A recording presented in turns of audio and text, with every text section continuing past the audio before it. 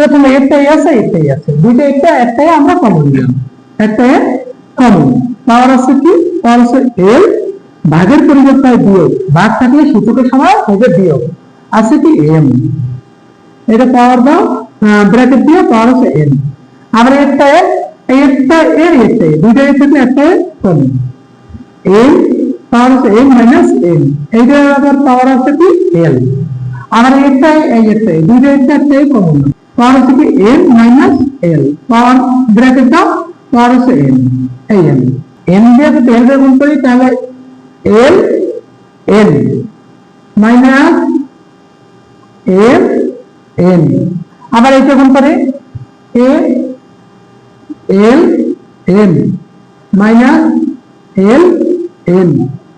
আবার এটা গুণ করে একই রকম গুণ করবো সবগুলা, M M minus L N. তিনটাই কটায়, তিনটাই। এই তিনটে আমরা একটাই কমন নিই, একটাই কমন নিলাম।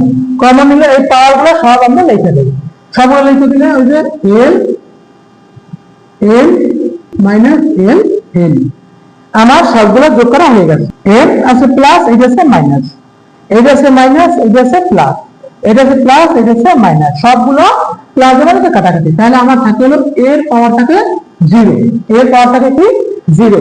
কোন সংখ্যার পাওয়ার যদি 0 হয় সূচকের সময় ওটার মান হবে 1, সমান সমান এইটার সমান সমান এই 1। এইটাই আমার বাম পক্ষ।